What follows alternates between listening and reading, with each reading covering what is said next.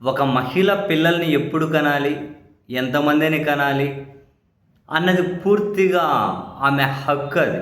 ఒక మహిళ యొక్క హక్కు. ఎందుకంటే మహిళ ఏమి పిల్లల్ని కనే సాధనమేమి కాదు.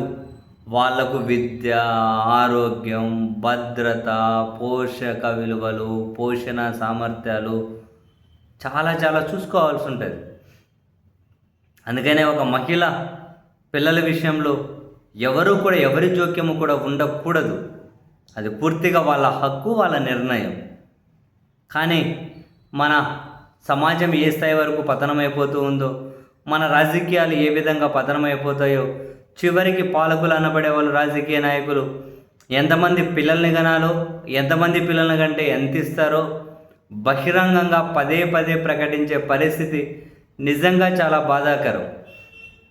ఉన్న వాళ్ళకే సక్రమమైనటువంటి జీవన ప్రమాణాలు లేకుండా, ఉన్న వాళ్ళకే కనీస ఫెసిలిటీస్ కూడా కల్పించలేనటువంటి ఈ పాలనలో ఈ పాలకులు మనకు 3 అయితే 30, 4 అయితే 40 వేలం పాట పాడినట్లు అని లిటరల్లీ ఒక గర్భంతో కూడా రాజకీయమే కదా, ఒక గర్భాన్ని కూడా రాజకీయం కోసం వాడుకుంటూ ఉన్నట్లే.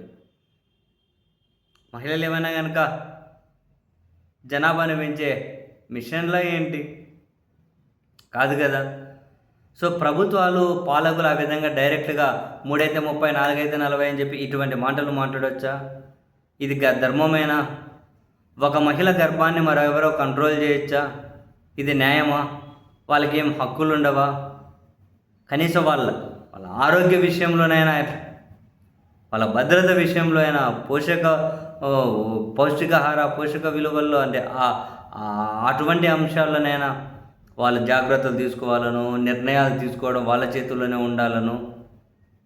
ఇవన్నీ లేకుండా డబ్బులు ఇస్తాం కనేయండి, 30,000 ఇస్తాం పండగ చేసుకుని 3వ వాళ్ళని కనండి.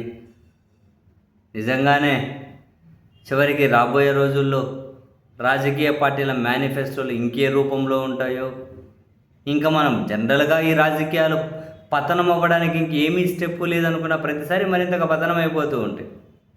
ఈ మహిళలు పిల్లలు కానండి 3, 30, 40, 40 అని చెప్పి వేలం పాట ఈ మాటలు మాట్లాడిన ప్రతిసారి మనసు చాలా కలుక్కుమంటూ ఉంటుంది. ఏంటి మహిళల పిల్లలు కానీ వాళ్ళ హక్కుతో కూడా రాజకీయమేనా? దాన్ని కూడా రాజకీయాలకే వాడుకోవాలా?